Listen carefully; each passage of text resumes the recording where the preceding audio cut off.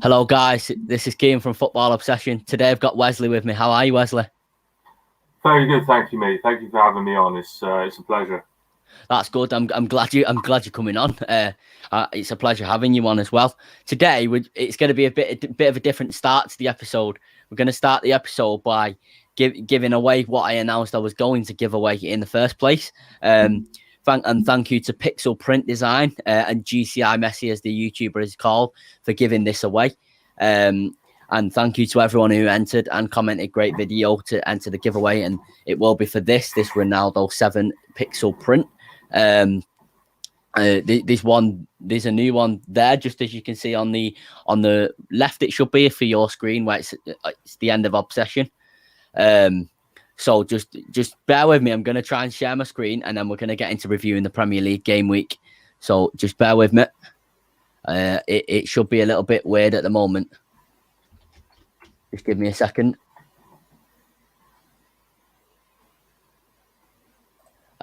All the names are there, so I'm going to spin the wheel.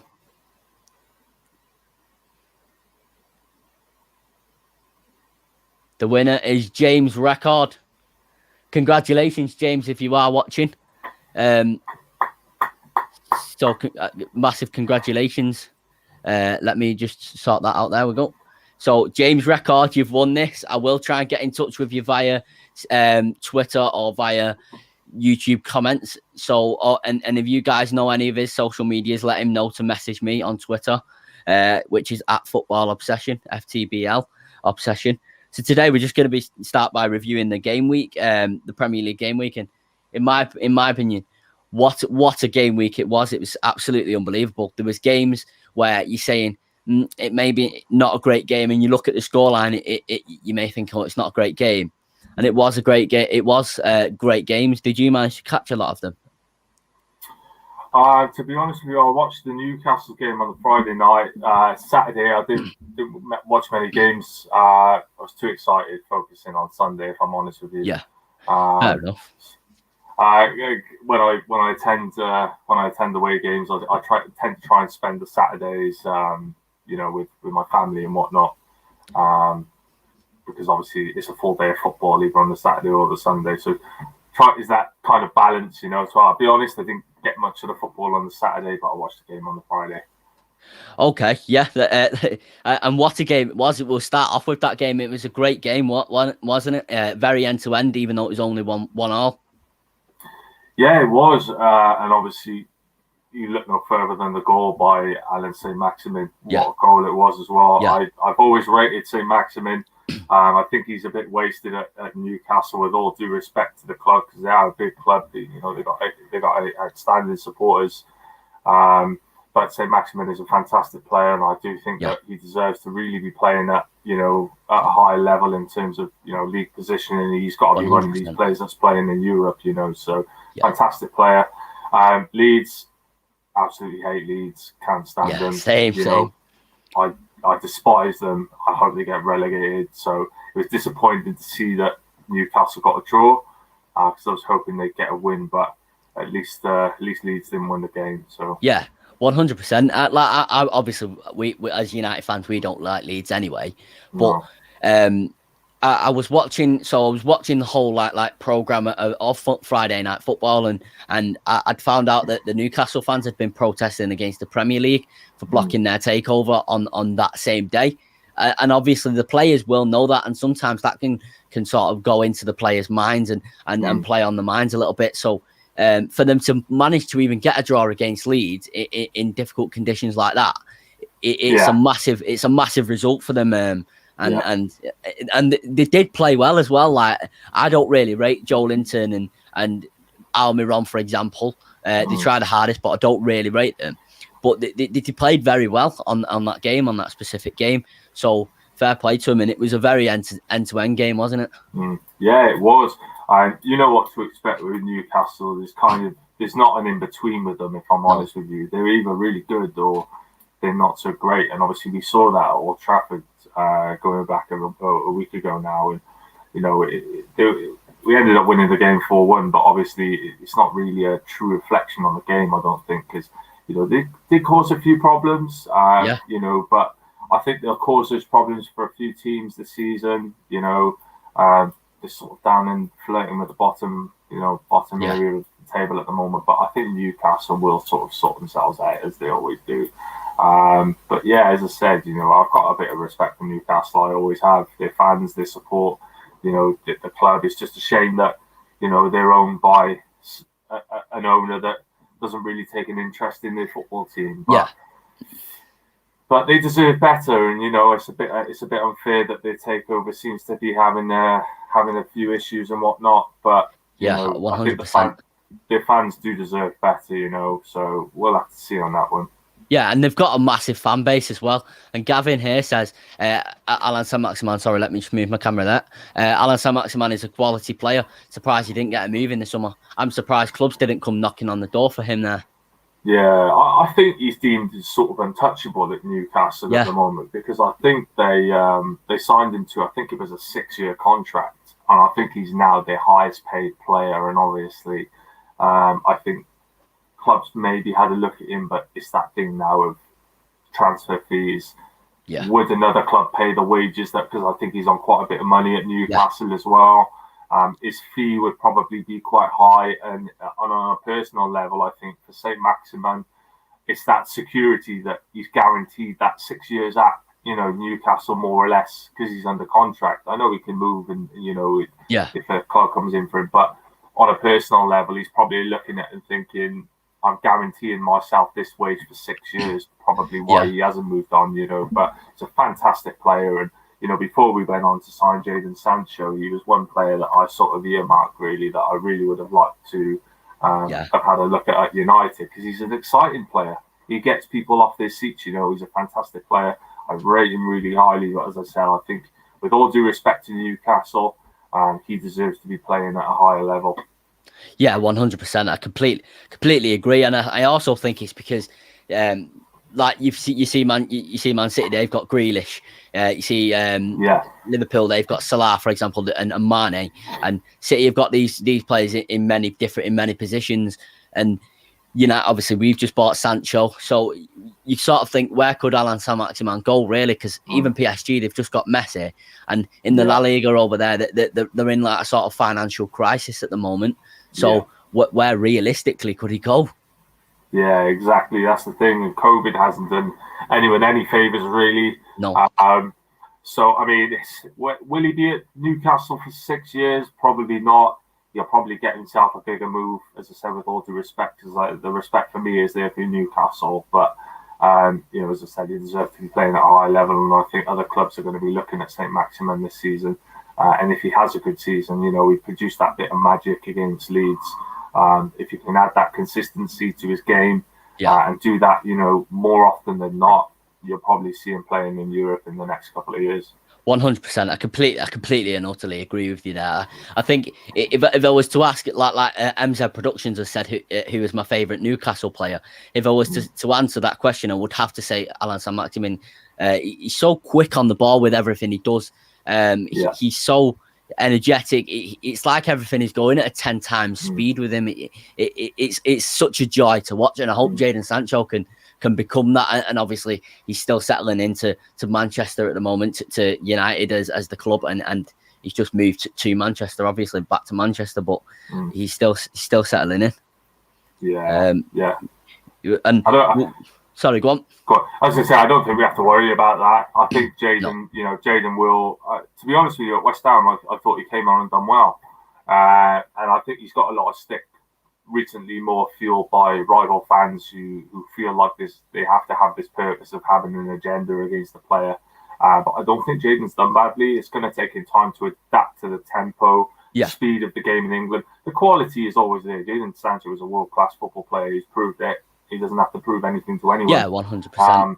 He's just got to it's that tempo, the difference in speed of the Premier League. It's a lot quicker, and I think as soon as he establishes that and recognises, he won't look back, and he's going to be fantastic for us. I also think, not just with Jadon Sancho, but with a lot of other players who clubs have signed in the past, I'd say, year and a half, actually.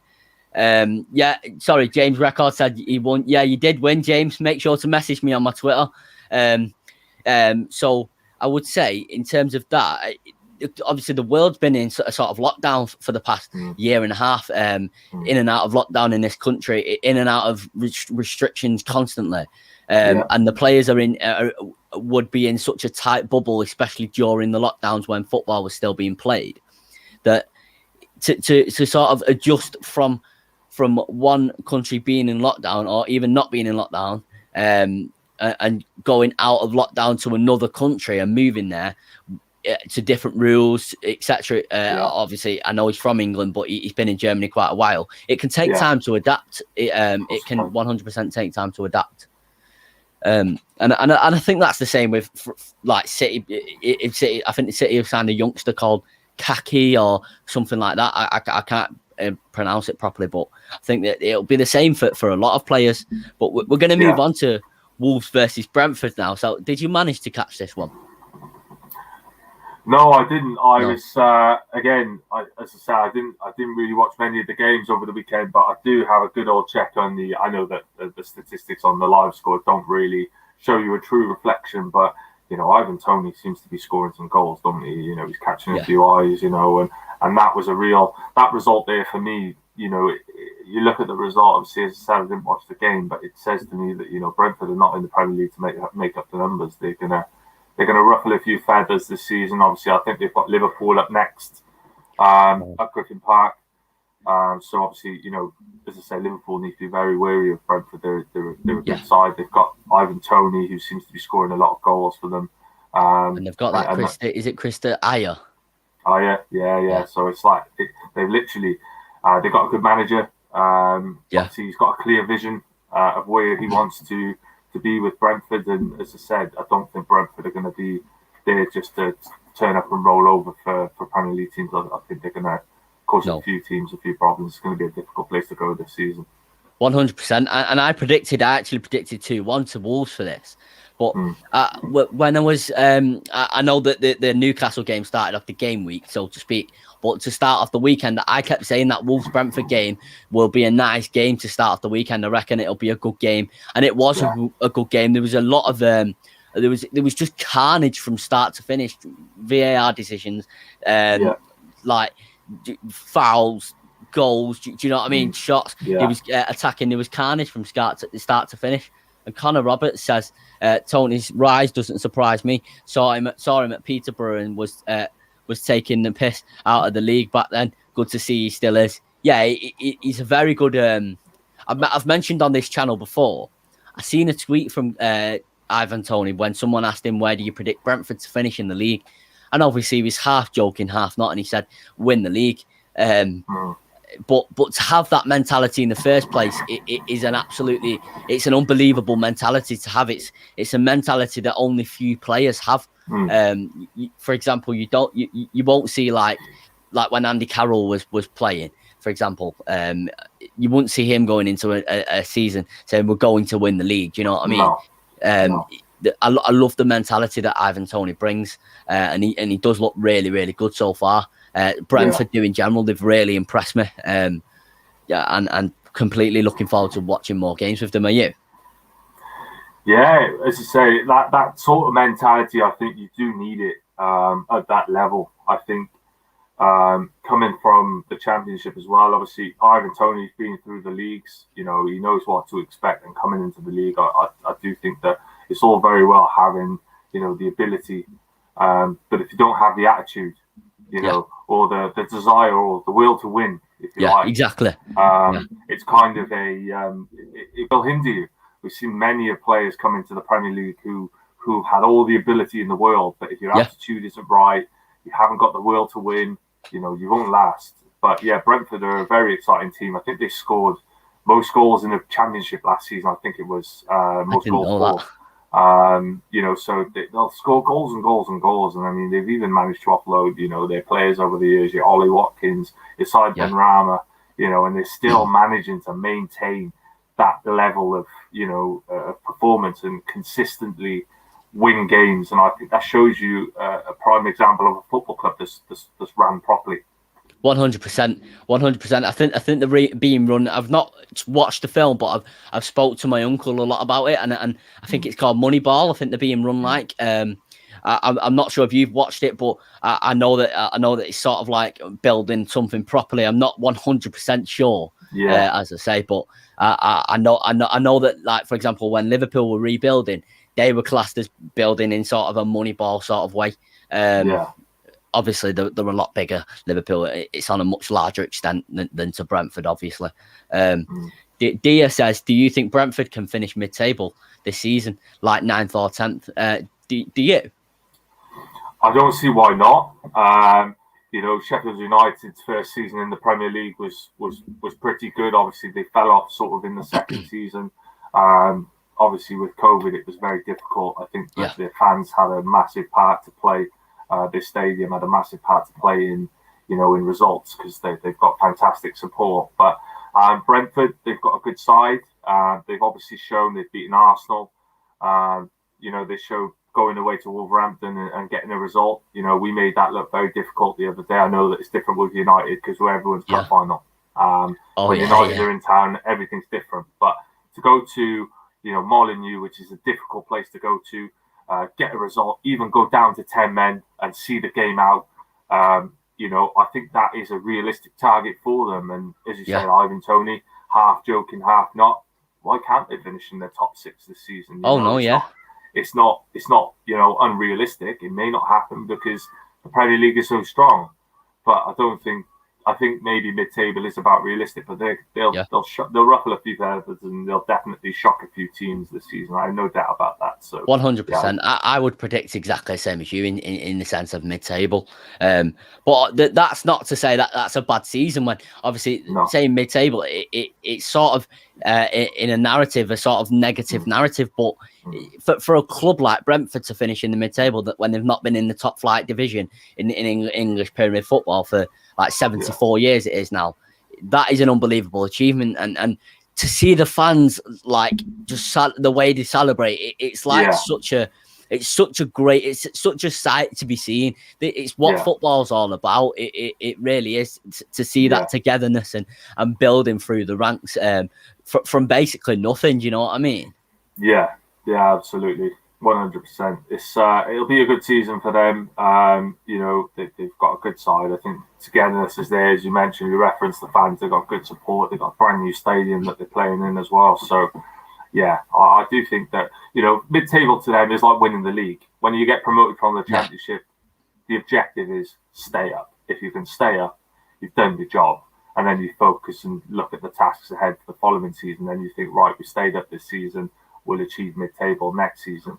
Now, if you like Brentford, if they finish mid-table this season, they're already ahead of their plan, and it's not out of reach. If they get mid-table, they can then potentially look at Europe the following season. You never know. You just never know, especially with like you've got teams like I can see people are joking about Arsenal. A few people have joked about Arsenal in the chat, and it's always good to joke about Arsenal. But like you've got teams like Arsenal that are spending a lot of money and they just don't seem to improve, and we're going to move on to that now.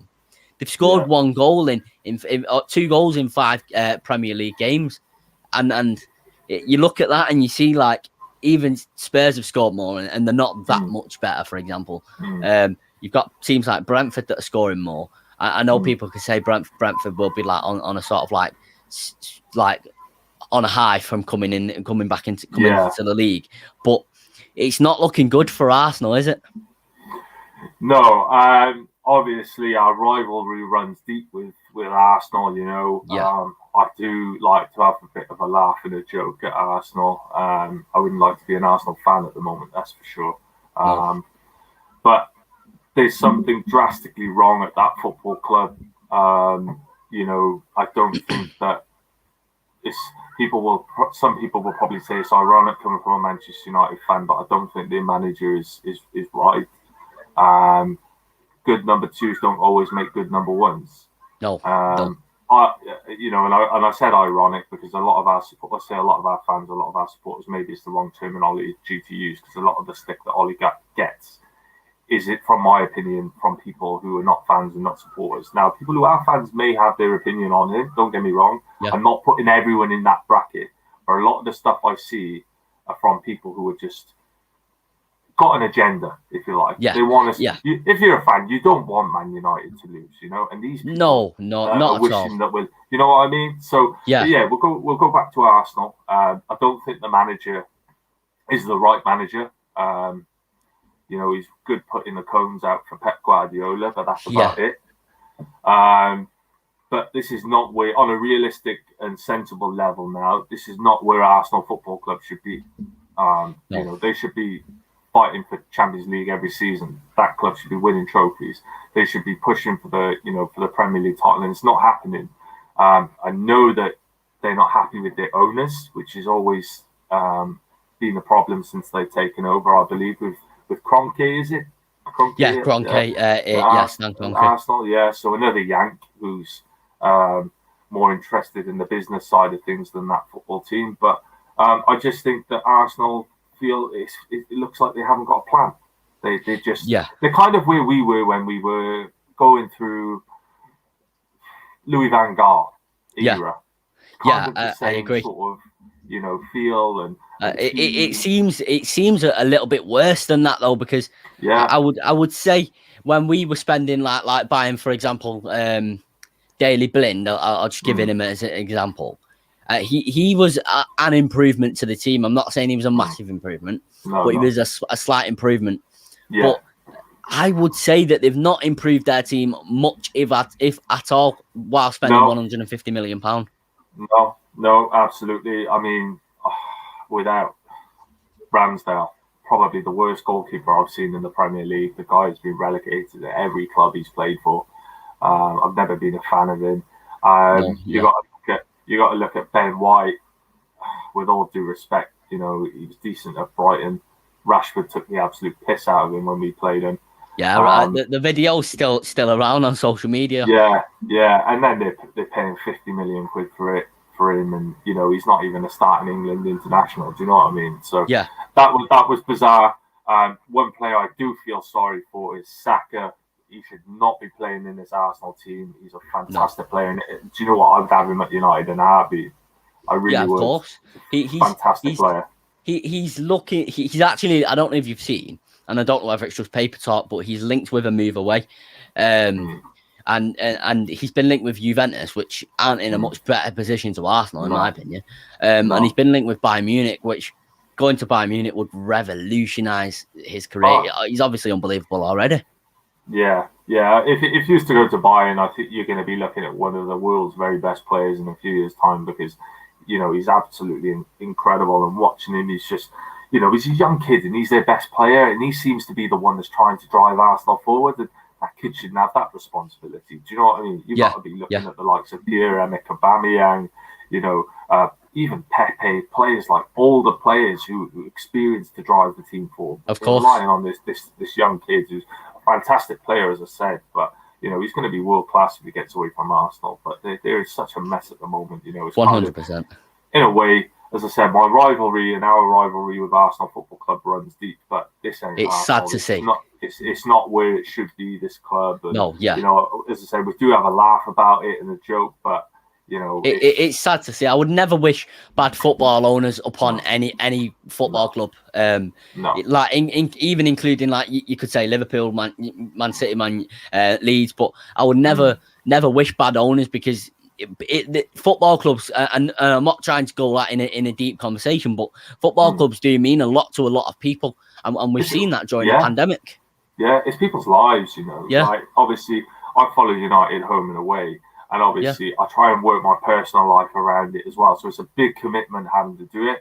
But some people, I've got my family, my friends, and whatnot. Some people don't have that, and they only have Manchester United. That is their life, you know. Yeah. And there's probably people at Arsenal going through it, and it must be because obviously we've had a bit of a rough ride with our owners and stuff. But Arsenal, if that's all you've got, you know, it must be very hard. Things need to change at that football club, and I think you got to start with the manager. 100%. If I was to go to make a start, obviously, if I was the owner I'm speaking about and I'm running the club the way the Kroenkes are running the club, I would sell it to the Spotify owners, because the owners are not making profit for a start, because they're not in Europe. the fans just hate them and want them out. And I always like.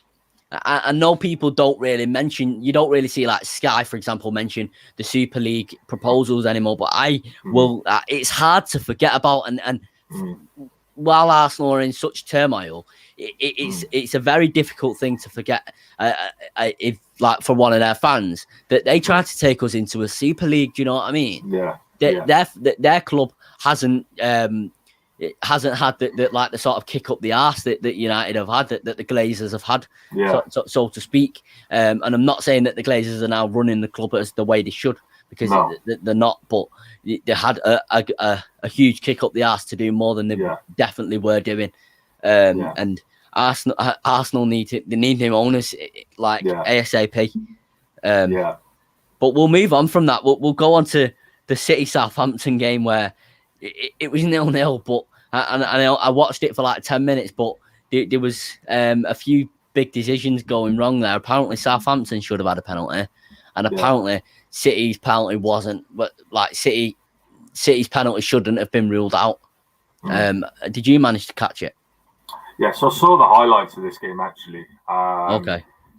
But I think that the one thing that is obvious, I think, in this country at the moment is the current system for officiating and VAR and officials is not good enough. No. The penalty for Man City should have been a penalty, and also I believe, in my opinion, that Southampton should have stood as well. But that's football, isn't it? But I think that it's even in our own games. You look at, we'll come on to Manchester United shortly, but the standard of officiating is so poor in England at the moment. I've said this for a long time now. Yeah, and I think a lot of it is to do with complacency in terms of the officials know they can get away with the standard they're performing because they know that there's nothing coming through. I think I read earlier that the Premier League have now brought in an official from overseas. I've seen that, which hopefully, and from what I've read, he's a good official. So hopefully now this will give referees a bit of a kick up the backside to and make them aware that they're not untouchable, because it can't go on. They're getting help from VAR and they can't even get it right then. And even in VAR, it's not right. It's not operating properly. Decisions are taking far too long. Clear and obvious, which is supposed to be, is not happening. It's been poor, and we only seem to have this issue in this country, and I don't know why. Because VAR works well in Germany, in Italy. It's fluid, it's fast, it's done. But here, it's a major problem. But in the game overall, it's a great point for Southampton. They're a very good, compact team. When we went down to St Mary's, they kept their shape well. Yeah, we struggled. When they hit on the counter, they were very, very good.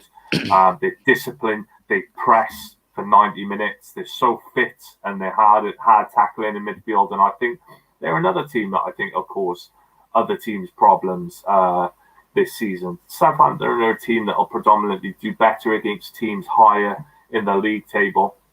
They were sort of like what we were, struggling against the lower teams. But when you come up against a team that wants to attack you, it kind of goes in their benefit, really. But it's a good point for them. It's a poor point for City. And obviously question marks are going to be asked about the result. Pep Guardiola, obviously, if the shoe was on the other foot and that happened at Old Trafford, people would be screaming for Ole Gunnar Solskjaer to be sacked. I agree. So, and the media and Sky Sports and this, that, and the other, but I've not read a thing about Man City's 0-0. No. Obviously, people will say Pep Guardiola, like, people will joke and say, like, United are trophyless for 4 years. But I think, like, and people say, like, for example, City have got, Pep Guardiola has spent the same amount of money that United have in the past 5 years. But what I would say is, Ole Gunnar Solskjaer hasn't had the best possible staff, the best possible facilities, the best possible board, the best possible recruitment, the best possible staff available despite the amount of money that's been spent, there's a lot of stuff like that goes on behind the scenes as well. For example, we were there recruiting like Alexis Sanchez in 2018. Do you know what I mean? When he was on the decline, and many Arsenal fans had said he was on the decline.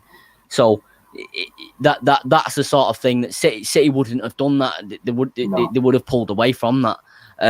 So I feel like he gets a lot of backing by the media. But there's no doubt that he's done well at City. And I think the comment on Wednesday about more fans turning up, I just think it's the beginning. And I'm not trying to be reactionary. I think it's going to end up being the beginning of the end for Pep at City. Yeah, well, there's a pattern with Pep, as you know. You know, sort of like Mourinho in a way, that the behaviour starts, the mannerisms change, the attitude changes, and it's like a slow motion pattern of an exit strategy. You know, I think you're right. I don't see Guardiola being there for much longer personally. No. And I think obviously whoever comes in after Guardiola, dependent on how much money they're going to give their next manager, it's going to be a big job. It's going to be a big job to rebuild their team, because they've got an aging team overall. They've got some good players. Some players who are coming to the end of their careers, but they've not really. With Man City, it's sort of in a way is similar to Real Madrid. They buy players, they'll hold on to them, and then they'll move them on when they're too old. But there's no sort of like transition in between. They don't sort of buy and develop, or even their academy. They've got nothing coming through. They've got nothing to sort of protect and to build for the future. It's almost as if build for now. And the immediate, as opposed to, you know, set us up for the next 15, 20 years. Well, I was having this conversation. Sorry to interrupt you there. That's all right, I was having this conversation with my Uncle Martin a few weeks ago. And it was a very interesting conversation. It was, if Pep Guardiola left now, or even like better yet for United, obviously, but not better yet for City. If City's owners left, if Sheikh Mansour just sold the club to some random guy, would that club be a sustainable business and football club model for the future? And I don't think it would be. I think it takes a lot of years to build that, from what I've seen. Obviously, Samat helped build us into what we are today, and obviously Sir Alex took that forward even more. But I'm not sure that it would be a sustainable. There will be a sustainable winning titles when Pep Guardiola leaves. Do you? No. I think you're bang on the money there. I think with a football club, I think you've got to have history. Yeah, it's important. You've got to have history, particularly in Europe. I think one thing that Manchester United have been very, very good at over the years, and when I say over the years, I'm going back 20, 30 years, is they locked down Europe and worldwide. We toured, we had the right marketing people in the right place, and also we had the best players at the time that attracted, you know, Manchester United are the biggest football club in the world. I don't care what anyone says. The biggest and the best is completely different. People take that out of context. We might not be the best at the moment, but Manchester United are followed worldwide more than anyone.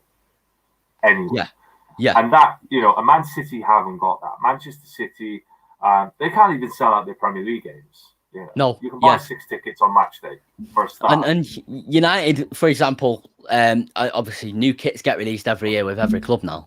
But United were the pioneers in that. United started that. United won the first Premier League title when Premier League obviously was rebranded to Premier League. So United are pioneers in stuff. United were the first thing. Was it first British club to win the European Cup under Sir Matt Busby, and people seem to forget that obviously we're going through a tough period now in the sense that, no, not now, right now, but within the past 4 years, in the sense that we've not won a trophy, but rebuilding from what we were, in the sense of under Louis van Gaal and Mourinho, how we were in such a mess, is going to take time. And I feel that rebuild is almost done. Do you? Yeah, absolutely. It was always going to take time since when Sir Alex obviously retired. I think obviously he knew that the job was going to be significant, and that at the time he probably wasn't going to get the backing that he knew he needed to sort of rebuild this team. And that goes to show how good of a manager he was, because there's no way that we should have won that league title by the margin we did in 2013 with the team that we had. No, it was Cleverley and Anderson in the midfield. Unbelievable. It's a masterclass. Phil Jones, Chris Smalling, Antonio Valente. It was unbelievable. But the rebuild, I feel, only kicked in when Ollie took over. I agree with you completely. That was it. There was no sign of a rebuild when Louis van Gaal was manager. Onto Jose Mourinho. No. And you can see where you could see Ollie's, not just Ollie's thinking, but the staff's thinking and the players. Yeah. This is where we're going forward. Not in the first. I'm not going to say in the first 12 games, because we went unbeaten for a while. But when it all came crashing down, when we didn't win a game for like the last 12 games of the season or 6 games of the season, whichever it was, I feel that's when everything was pinpointed in it, like, this is what's wrong, this is what we need to sort. And Ollie's still doing that now. Yeah, absolutely. I think it was Everton away. He made it absolutely crystal clear in his post-match interview, and he said, there's going to be my plan here is to win things, and there's going to be some of these players who are here who aren't going to be part of that. And I think nobody knows the club better than Ole Gunnar Solskjaer. No. And his man management style is one of the best that I've seen. He may not be the best tactical manager at the moment, but he's still learning. Yeah, of course, But for man management, he's absolutely incredible. The one thing that he did immediately when he joined was one of the first things that Sir Alex did when he joined, sort the academy. Because under Jose and Van Gaal, our under-21s got relegated. Our 18s were winning the youth cup. It was abandoned, where it like that side of the club was abandoned. And that side will not be left abandoned under Ollie. He knows this club inside out. Yeah.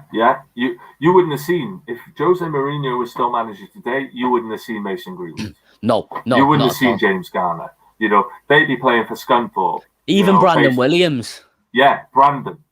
These players would be playing in the Championship or the Football League on what if basis, Oh, they were good players, but what if, but Ollie, the first thing he did, sought out the academy, saw the potential in these players, and he's improved them. Look how good Mason Greenwood is. Look how good Rashford is as well. He's improved a lot. Yeah, and another thing you got to remember is these players idolise the manager. Yeah. 100%.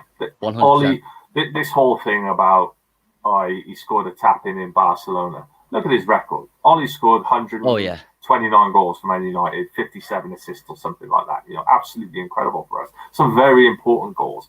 But when these boys were growing up, Ollie was one of the main men for Man United coming off the bench scoring goals. They idolise him, they'll look up for him. No one knows the club better than him. And as I said, I've made it clear before, I'll support the manager. I will back him till the very end. And I think that the pressure is on this season. He does have to deliver because of the backing. If he doesn't deliver, will it be the end of the world? Probably not. But no. Me and you are not going to make that decision.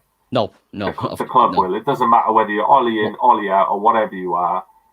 We don't have any influence on that. It's the club that will make the decision. But 100%.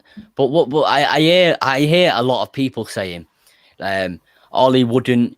Ollie wouldn't get a job for Manchester City. Ollie wouldn't get a job for Bayern Munich. Ollie would, for these top clubs, these top European clubs that are going at the moment. Obviously aiming at City there and PSG, but it doesn't matter. That doesn't matter in my opinion, because what matters is what is the right fit for you and your club. Because Jose Mourinho was a top manager, but he just didn't fit the club. His ethos and the way his attitude didn't really fit the club. And Ole Gunnar Solskjaer fits this club, in my opinion. I know a lot of people disagree, but I will. I don't know about you. I will back him till the day he's gone if he goes. Yeah, completely agree with you. It's all about having the right fit. Manchester United is a unique football club. We've tried the Galactico signings. We've tried, having the high-profile manager. That doesn't always work. And with Manchester United, and I know it gets thrown around quite a lot, you need to have the DNA. You need to know the club. You need to know how it operates. You need to know the history. And for me, Ole Gunnar Solskjaer, I believe if he wins something, when he wins something, it'll be like London buses. As soon as you win one, you win another one. Keep coming. That's what I think. Got to get the first one out of the way, and then the rest will come. Yeah, it's like a barrier at the moment. We are going to move on from United because we will speak about that result, but we are going to move on from United to Aston Villa 3, Everton 0. Did you manage to catch this game? No, but I was a bit surprised by the result. So was I. I think that Aston Villa obviously spent a bit of money in the summer. With obviously Grealish departing as well. Fantastic player gone to Man City. But Leon Bailey, we all knew that he was a good player. I believe he's at Leverkusen previously. So So we knew a bit of him. I think we were linked with him at one stage, going back a few years ago. But he's done well. Villa have done well. I admire that because they're another club. You can't help but respect them a little bit. Obviously, European Cup winners. They've won the league. They've got they've got. I think they've got more trophies, maybe equal in Man City. But sorry, go on. Sorry. But yeah, Man City. Aston Villa. Danny Ings, Leon Bailey, good team. But I expected a bit more from Everton because I felt that when they appointed Benitez, I thought that they were going to start to be a bit, excel again and go to that next level. Well, they did start well, didn't they? They and Demarai Gray for £1.6 million, like you mentioned him. And I know he hadn't looked great in the Bundesliga. But for £1.6 million and to get in the Premier League Player of the Month contenders, and he started very well. Unbelievable signing. Great recruitment, that. Yeah, he's a good player. I was surprised when Leicester sold him, to be honest with you, because I never forget that time when he scored an absolute banger against us at Old Trafford. Going back a few years ago, he hit one from about 35 yards in the top corner. But he's always been a good player, so I was quite surprised that Leicester sold him. But coming back into the Premier League, he knows the league. I think he'll, as you said, it's impressive to be a Premier League Player of the Month contender. In your first season at Everton. Do I think Everton are? I think they're probably mid-table-ish. As they always are. As they always are, 100%. They don't look like they're going to another level. But obviously, there was the sort of memes going around last year that Everton. There's like Everton going to win the title, for example, with Calvert-Lewin. How he started very, very well last season. Well, he did it. He had a very good season. But if he when he comes back, I think they'll look better because they really missed him. They really did. Dia says Everton could get Europe this season in their opinion, but I don't think they can. I think there's too many teams way stronger. Do you? Yeah, I think Everton are another team, and they're either really good or they're really poor. Obviously, they'll miss Calvert-Lewin a lot. He's a fantastic player. I'm a massive fan of his. He's got a very good future ahead of him. I like his style of play. He's great in the air. On the deck, he's good hold at play, scores goals.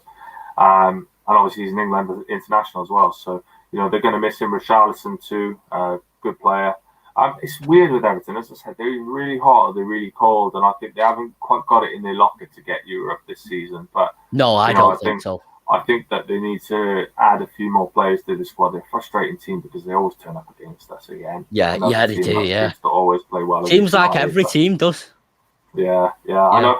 If some people say to me, it's kind of, is it really that they're good, or is it that you're that bad? And honestly, I know I say it a lot, but the difference is we're still everyone's cup final. It's like I feel like a lot of people gave a lot of disrespect to young boys in the Champions League against us because I feel like they were really, really good. We were really shit. I'm not denying that we were really shit, but young boys played really well. Like that was probably their best performance as a football team in 5 years plus probably. To beat us like that, that is a cup final, like you say. So I feel like a lot of people gave a lot of disrespect to young boys, like in the sense that saying, I know United shouldn't be losing against them, but like freak results do happen. And again, we obviously United dominates this podcast in the sense that we speak about it a lot on here, but we will get onto the other results before United as well now. We'll get on to Norwich 1, Watford 3, and it's just expected, that, isn't it? Yeah.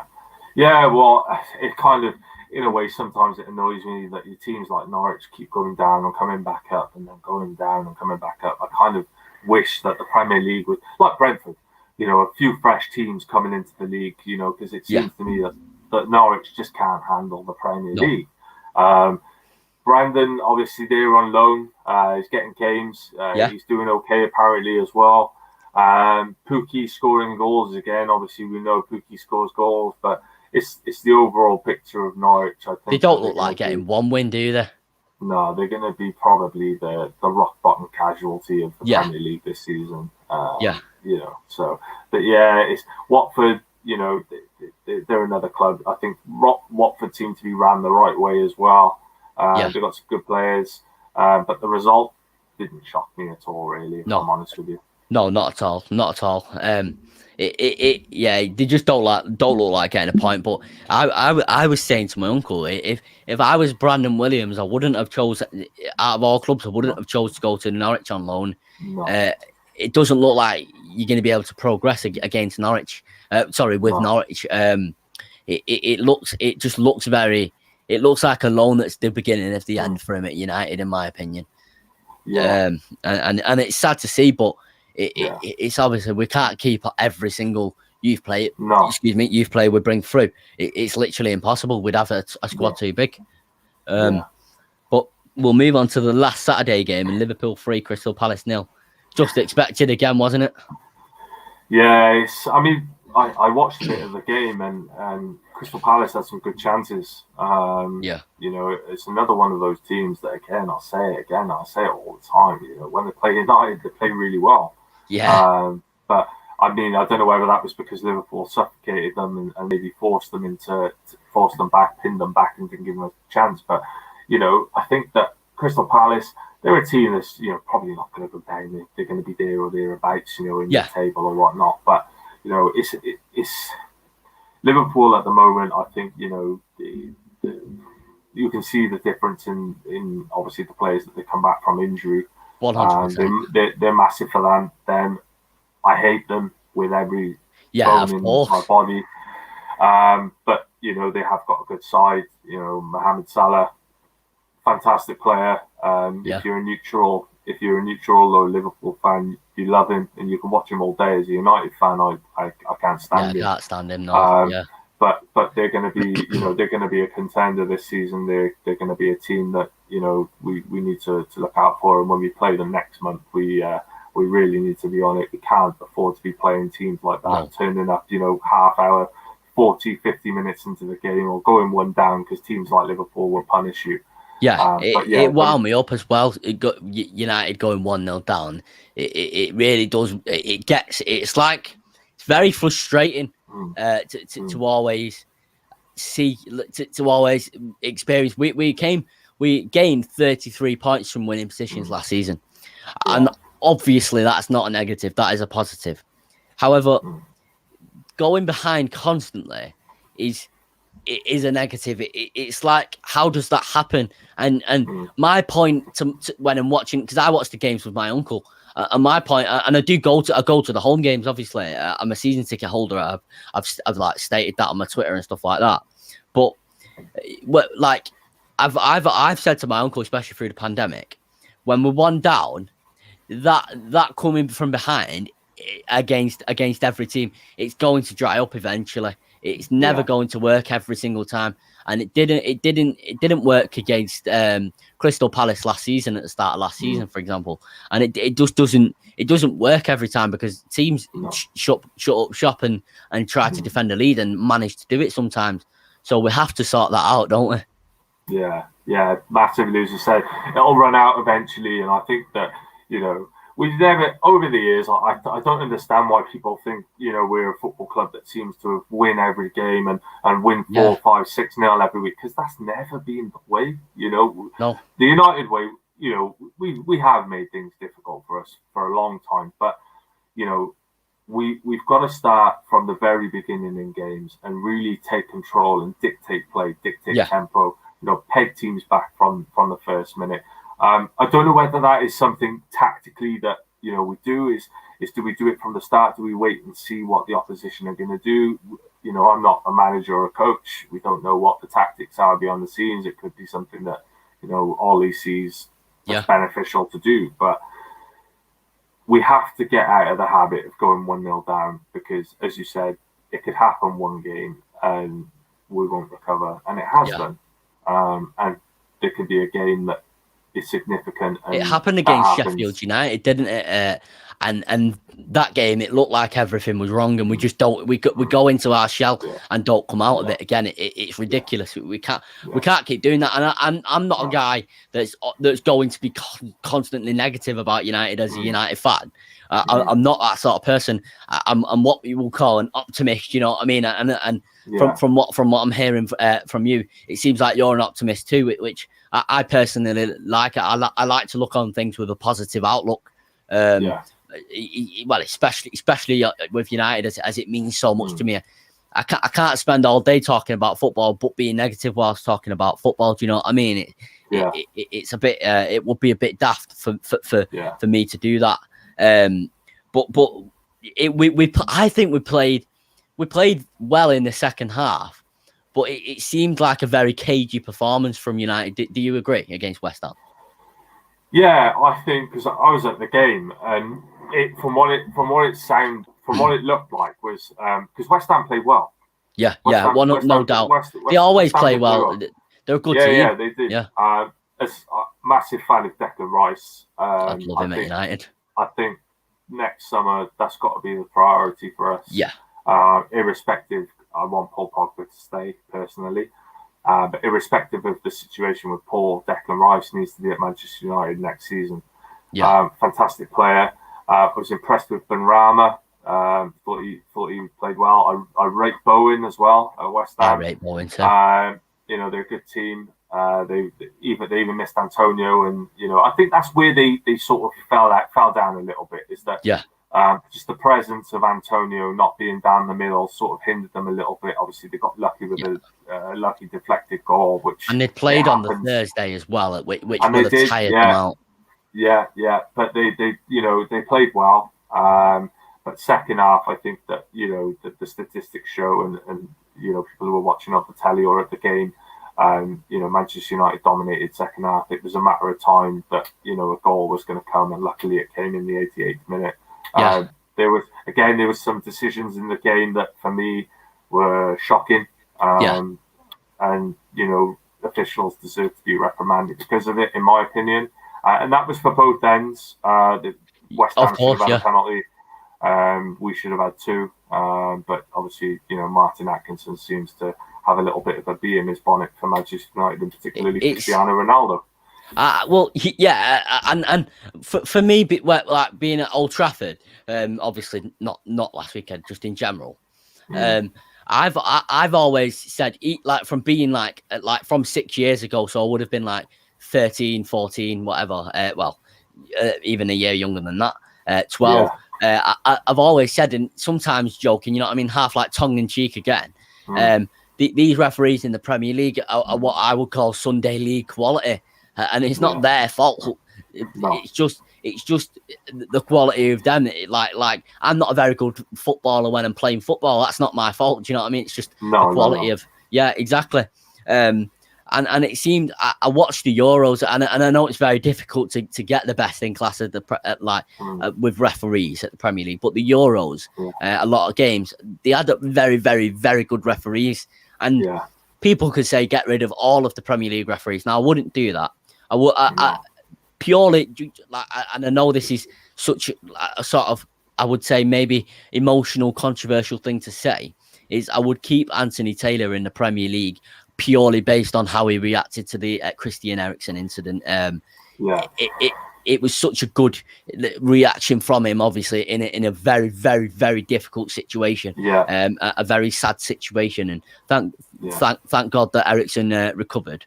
But just purely from the fact that that he did that, I would keep him in the Premier League, but get rid of all the rest. Would you? Yeah, I think Anthony Taylor's a fantastic referee. If I'm honest, I think he's probably the best in England at the moment. And he does like to give us a penalty as well. I think he gave us one last season at the Etihad inside 60 seconds. So but he gets in good positions. I think decision-wise, he's not wrong very often. No. But Anthony Taylor, as you said in the Euros, quick to respond with Christian Eriksen. Thankfully, he's okay. And I think that, just on that basis alone, he deserves a lot of credit, and I would keep him. But for the majority of the rest of the referees that are in the Premier League, I think more should go than stay. 100%. So we'll move on to Brighton versus Leicester now, and this is a very, very interesting result because, in my opinion, Leicester haven't started very well in the way that they've played and in the results. And Brighton have started very well. And for me, I've said for a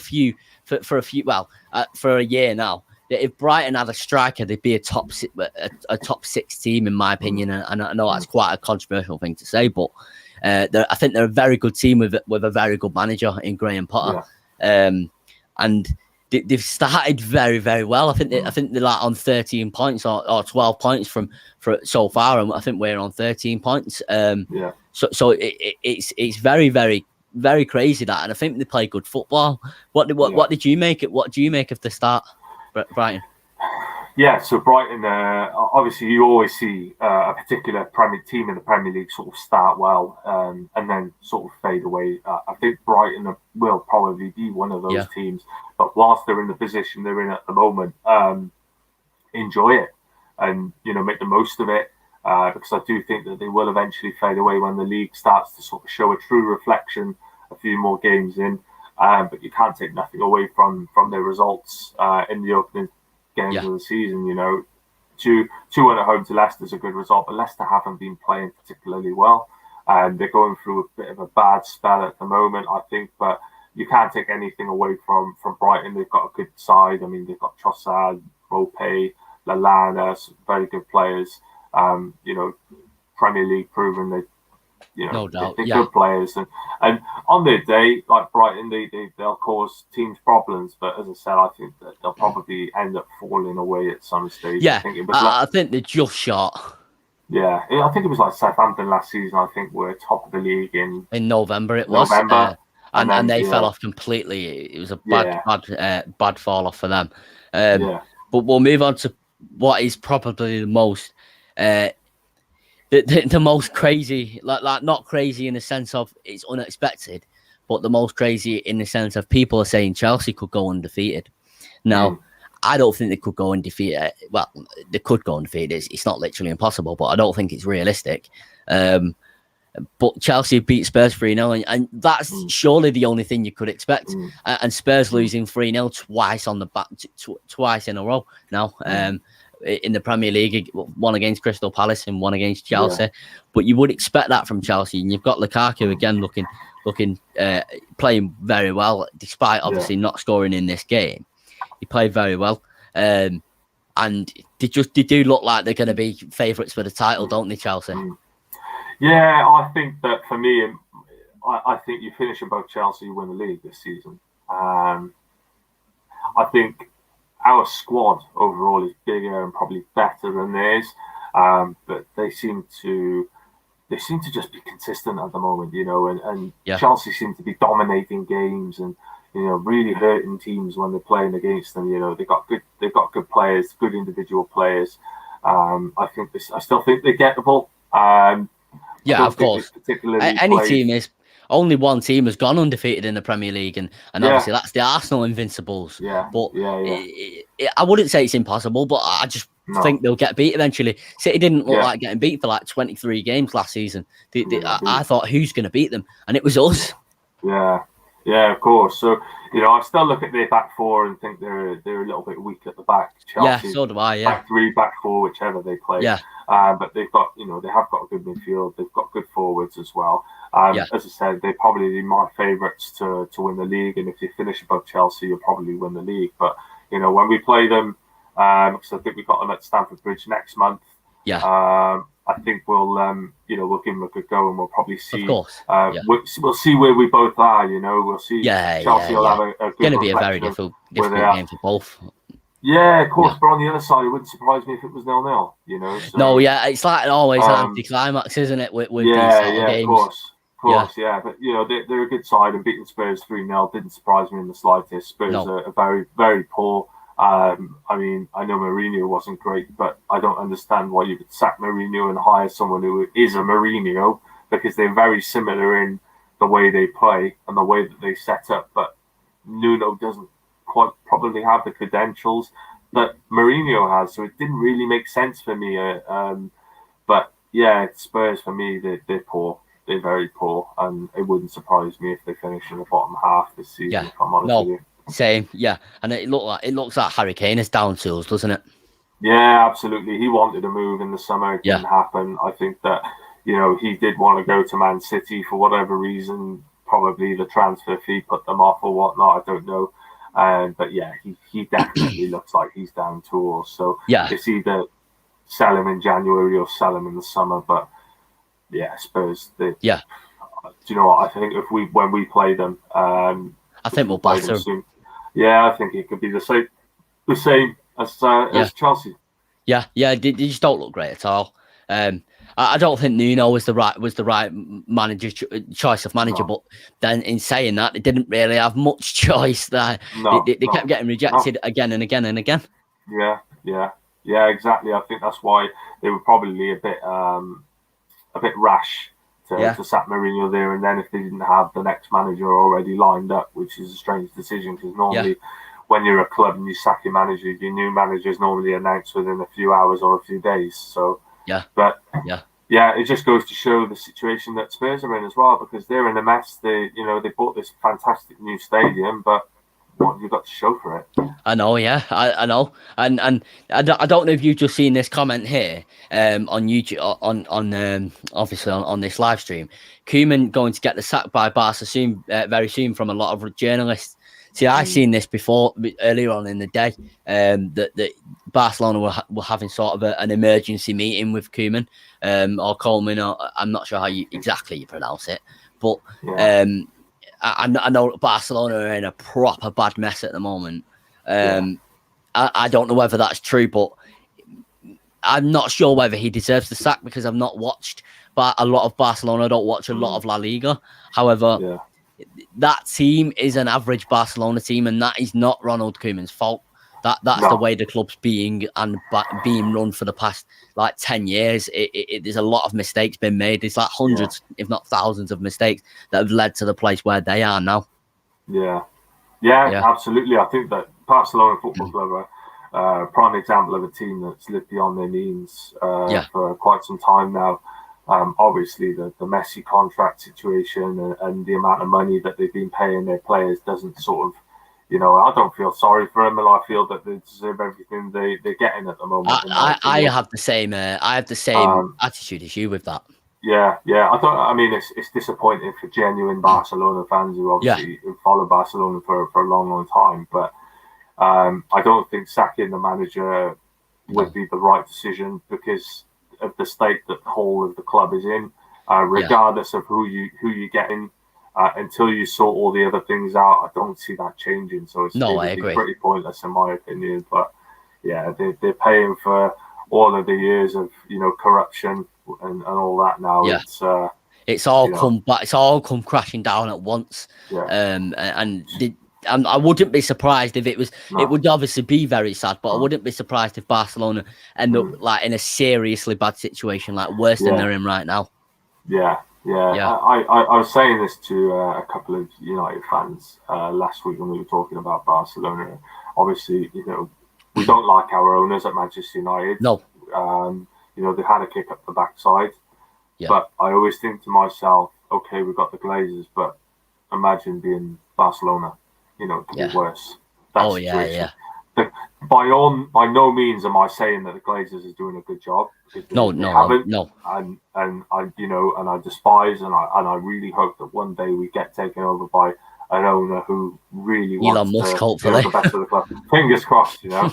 Tesla seats at Old Trafford. Yeah.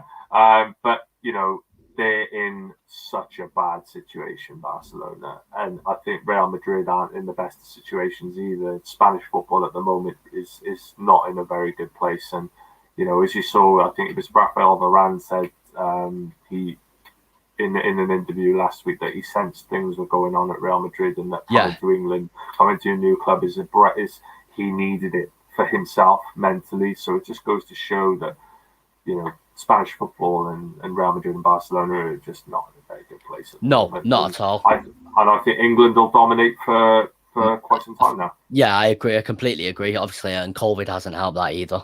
No. But we are going to end this podcast here. I just want to say a massive thank you for you to coming on, Wesley. I appreciate that. No problem, mate. Anytime, you know, just give me a shout. Happy to come on. Anytime, yeah, of course. And I would appreciate it if you could retweet it on your Twitter, as you've got more followers than me. Yeah, no problem, mate. Just sort the link out. We'll get that sorted for you. Yeah, of course. Yeah, I'll tweet it in a few minutes. Thank you to you guys for watching. I hope you all have a great evening. I hope you have a great evening, Wesley. This has been Kian. That's been Wesley from Football Obsession, and we're out.